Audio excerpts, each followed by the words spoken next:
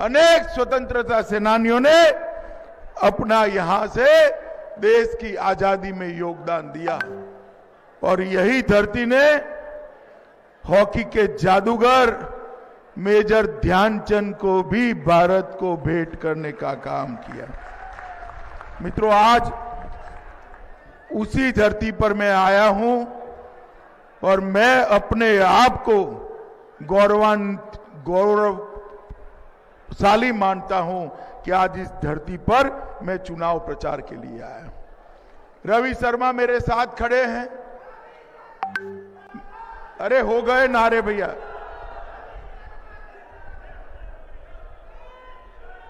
हो गया, वरना तुम चालू रखो, मैं बंद कर दूं। हो गया पक्का? पक्का? भारत माता की जय के अलावे कुछ नहीं बोलोगे? बस बैठ जाओ, अब बैठ जाओ।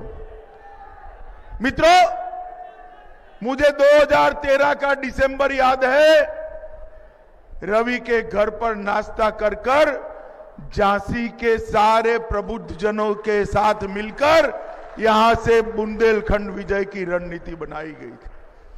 जब मैं उस वक्त कहता था कि मोदी जी के नेतृत्व में 60 पार करनी है, 14 के चुनाव में 60 लोकसभा जितनी है, मुझे याद है रवि भाई समेत सारे लोग मेरे सामने ऐसे ही देख रहे थे कि एक व्यक्ति कहां से आया है और क्या बोल रहा है। मगर ये उत्तर प्रदेश की महान जनता का, ये बुंदेलखंड की महान जनता का आशीर्वाद था। जब वोटों का काउंटिंग समाप्त हुआ, 60 छोड़ दीजिए, 73 सीटें भारतीय जनता पार्टी की झोली में डाल और वहीं से उत्तर प्रदेश के अंदर भारतीय जनता पार्टी के विजय की गाथा को फिर से एक बार उत्तर प्रदेश की जनता ने लिखना शुरू किया। उसके बाद 2017 का चुनाव आया। उस वक्त भी मैं पार्टी का अध्यक्ष था। महोबा से शुरुआत करी थी और हमने कहा था यहां पर ना बुआ आएंगे ना भतीजा आएंगे, कमल ही कमल खिलेंगे। और मित्रों, 19 की 19 सीटें पूरे बुंदेलखंड को सफाया कर सिर्फ कमल का निशान बुंदेलखंड ने लखनऊ विधानसभा में दिया। उसके बाद 19 का चुनाव आया। उत्तर प्रदेश ने फिर से एक बार 65 से ज्यादा सीटें देकर मोदी जी को देश का प्रधानमंत्री बनाने का काम किया। जब से मोदी जी का आशीर्वाद उत्तर प्रदेश पर आया है, हाथी और साइकिल दोनों रास्ता भूलकर भटकने लगे हैं और हर गलियारे में कमल का फूल खिला हुआ दिखाई। मैं जब आज यहां आया हूं, थोड़ा समय कम है मित्रों, मगर मैं आपको बताने आया हूं, उत्तर प्रदेश को देश का सोचने वाली सरकार चाहिए या अपना परिवार का सोचने वाली सरकार चाहिए? बताइए भाई। उत्तर प्रदेश को देश का सोचने वाली सरकार चाहिए या परिवार का? जोर से बोलिए, सुनाई नहीं पड़ता है। क्या ये सपा बसपा देश का सोच सकते हैं क्या? जोर से बोलो, सोच सकते हैं क्या? देश के लिए अगर कोई काम कर सकता है तो केवल और केवल नरेंद्र मोदी जी के नेतृत्व में भारतीय जनता पार्टी काम कर सकती है। माताओं, बहनों, भाइयों, बुंदेलखंड के लोगों को याद होगा, ये सपा बसपा के जमाने में सरकार बदलती थी तो माफिया भी बदल जाते थे, मगर बुंदेलखंड को माफियाओं से मुक्ति नहीं मिलती थी। मैं किसी का नाम नहीं देना चाहता। कोई तो गए ऊपर, कुछ है जेल में और कुछ भागकर नरोत्तम मिश्रा के मध्य प्रदेश में सरेंडर कर गए। मगर ये जो माफियाओं का राज था, आपने 300 सीटें दी। योगी आदित्यनाथ जी ने 5 साल में माफियाओं का सफाया कर कर बुंदेलखंड के विकास का रास्ता। आज पूरे उत्तर प्रदेश में कोई माफिया नहीं दिखाई पड़ता है। चुन चुन कर माफियाओं को जेल में डालने का काम उत्तर प्रदेश के मुख्यमंत्री योगी आदित्यनाथ जी ने किया है। और इसीलिए यहां पर एक विकास का रास्ता प्रशस्त हो रहा है। माताओं, भाइयों, बहनों, बुंदेलखंड के अंदर पहले सपा बसपा के जमाने में क्या होता था? अवैध खनन होता था। अवैध खनन की जगह Bharatiya Janata party defence corridor लेकर आई। अवैध कब्जे होते थे, गरीबों की भूमि माफिया छीनकर ले जाते थे। योगी सरकार ने 2000 करोड़ की भूमि को माफियाओं से मुक्त कराने का काम ये भारतीय जनता पार्टी।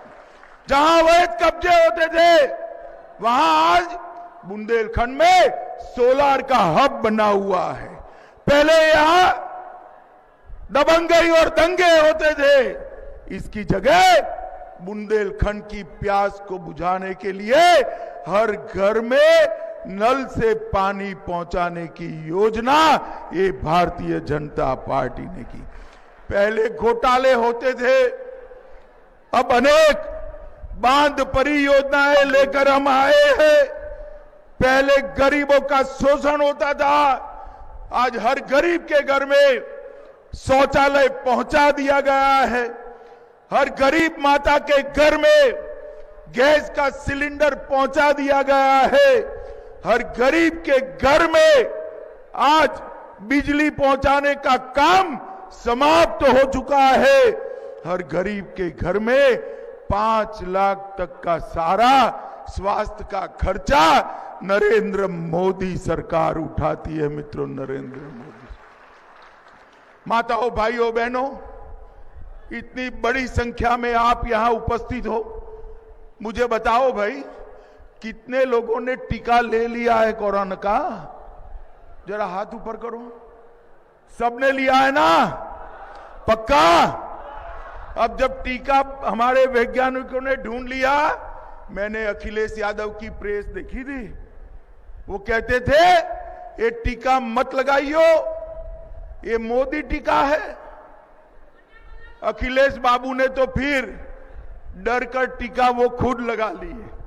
मगर मुझे बताओ झांसी वालों, अगर आपने डरकर अखिलेश की बात मानकर टीका न लगाया होता तो आज तीसरी लहर में सुरक्षित रहते क्या? रहते क्या? नरेंद्र मोदी जी ने 130 करोड़ की जनता को 2-2 टीके लगाकर कोरोना के सामने सुरक्षित करने का काम किया। दुनिया भर में जब कोरोना आया तब चर्चा थी कि कोरोना से ज्यादा तो भूख से लोग मारे जाएंगे। माताओं, भाइयों, बहनों, एक ही देश दुनिया में ऐसा है जिसने 80 करोड़ लोगों को देश में और 15 करोड़ लोगों को यूपी में 2 साल तक मुफ्त अनाज देने का काम नरेंद्र मोदी सरकार ने। ये 2 साल तक गरीब का घर का चूल्हा चलता रहे, गरीब के बच्चे भूखे न सोए, उसकी चिंता देश के प्रधानमंत्री जी ने की है। मित्रों, हर गरीब के घर में बैंक अकाउंट भेजा, डायरेक्ट बेनिफिट ट्रांसफर की स्कीम भेजी। मित्रों, अपने झांसी के अंदर 600 मेगावाट का अल्ट्रा मेगा प्लांट भी, सोलर प्लांट नरेंद्र मोदी जी ने भेजा है। मित्रों, झांसी के अंदर बुंदेलखंड में 4000 मेगावाट की सौर ऊर्जा लगने वाली है। नहरों पर रूफटॉप सोलार लगाकर पूरे बुंदेलखंड की बिजली की समस्या समाप्त होने वाली। झांसी वालों, मुझे बताओ भाई, बिजली रानी आपके घर में कितना घंटा आती थी सपा के राज में? कितना, जरा जोर से बोलो, इस और बोलो भाई, कितना घंटा आती थी? आज 24 घंटा बिजली भेजने का काम योगी आदित्यनाथ की सरकार ने। मित्रों, इसको कहते हैं सुशासन। जाखलोन पंप के ना ललितपुर के टॉप पर 2.5 मेगावाट का हमने यहां पर सोलर प्लांट लगाया है। चित्रकूट के विकास के लिए चित्रकूट धाम विकास परिषद बनाई गई और जल के लिए मैं बताता हूं 1000 साल से बुंदेलखंड अकालग्रस्त क्षेत्र रहा है। हमारे यहां मध्य प्रदेश में तो भाजपा की सरकार ने अटल जी के समय ही सारा डेवलपमेंट कर लिया था, पैसा तो यहां पर आया था, मगर अखिलेश सरकार के चट्टे बट्टे पूरा पैसा खा गए। अब पैसा खा गए, कहीं ना कहीं तो छिपाया होगा। कुछ दिन पहले मोदी जी की सरकार ने कानपुर में एक समाजवादी इत्र वाले के वहां रेड डाल दी। आपको मालूम है ना, रेड पड़ी थी। आपको मैं बताने चाहता हूं, ये मंच पूरा भर जाए, इतनी नोटों की गड्डियां वहां से पकड़ी गई, इतनी नोटों की गड्डियां पकड़ी गई। और अखिलेश बाबू नाराज हो गए। उन्होंने कहा कि राजनीतिक उद्देश्य से रेड हो रही है। क्यों अखिलेश बाबू, ये आपका रुपया था क्या? जरा झांसी वालों को बता जाओ। और अगर आपका नहीं है तो आपको क्या नाराजगी है? अखिलेश जी, कान खोलकर सुन लो, जो भ्रष्टाचार का पैसा होगा, अवैध पैसा होगा, ये नरेंद्र मोदी सरकार है, जरा भी नहीं डरेगी। रेड डालकर सरकार के खजाने में उसको जमा कर दिया जाएगा। मित्रों, ये बुंदेलखंड की प्यास को बुझाने के लिए महोबा में अर्जुन सहायक परियोजना, रतौली बांध परियोजना, बावनी बांध परियोजना, चिल्ली स्प्रिंकलर परियोजना और बुंदेलखंड समस्त के लिए, जिससे झांसी नगर को भी पानी मिलने वाला है, 44,600 करोड़ की केन बेतवा को जोड़ने वाली परियोजना नरेंद्र मोदी जी के अलावे बुंदेलखंड के जल के संकट को कोई समाप्त नहीं कर सकता था। 9 लाख हेक्टेयर भूमि इससे सिंचित होने वाली है। और मित्रों, इस बजट के अंदर वो 44,000 करोड़ में से 4,000 करोड़ का प्राथमिक खर्च भी मंजूर कर दिया गया है। मित्रों, मैं झांसी में आया हूं। वैसे तो रवि मेरा मित्र है, मित्र की बहुत प्रशंसा करने का कोई मतलब नहीं है, मगर उसने ढेर सारे काम झांसी के लिए कहे। यहां पर अटल एकता पार्क बनाकर उन्होंने एक प्रकार से पूरे बुंदेलखंड को संदेश देने का काम किया है। मढ़िया महादेव को फिर से एक बार सुसज्जित करने का काम किया है। मैं तो इस झांसी में 6 दिन तक सड़कों पर घुमा हूं। झांसी नगर की सड़कों को फिर से ठीक कर आज झांसी वालों को अच्छी सड़कें देने का काम हमारे विधायक रवि जी ने किया है। महानगर पेयजल के संकट से जूझता था। 900 करोड़ रुपया सिर्फ झांसी नगर के पेयजल के लिए यहां पर पंप हाउस, ओवरहेड टैंक्स और पाइपलाइन की व्यवस्था की है।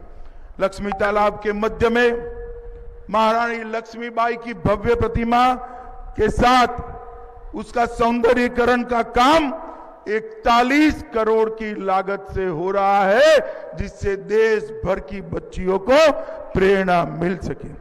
झांसी की जनता ग्वालियर रोड रेलवे क्रॉसिंग पर जाम से हमेशा परेशान रहती थी। रहते थे ना भाई? रहते थे या नहीं रहते थे? 102 करोड़ की लागत से वहां ओवरब्रिज बनाने का शिलान्यास करने का काम भी समाप्त हो गया। झांसी की रानी का मेडिकल कॉलेज 250 बेड से 500 बेड का बदलने का निर्णय कर दिया गया है। ध्यानचंद स्टेडियम में युवाओं के लिए बैडमिंटन कोर्ट का भी निर्माण हुआ है और 161 लाख की लागत से बेसहारा पशुओं के लिए एक चारा केंद्र, वहां पर एक कान्हा उपवन की व्यवस्था करने का काम भी रवि ने किया है। झांसी में अलग अलग स्थानों पर प्योरिफाइड पेयजल पिलाने की व्यवस्था करी है और झांसी शहर को प्रदूषण मुक्त बसें देने का काम भी हमारे विधायक रवि ने किया है। भाइयों बहनों, मैं आज आपको कहकर जाता हूं, मुझ पर भरोसा करिएगा, रवि को विधायक बनकर भेज दीजिए, बड़ा बनाने का काम मैं करूंगा।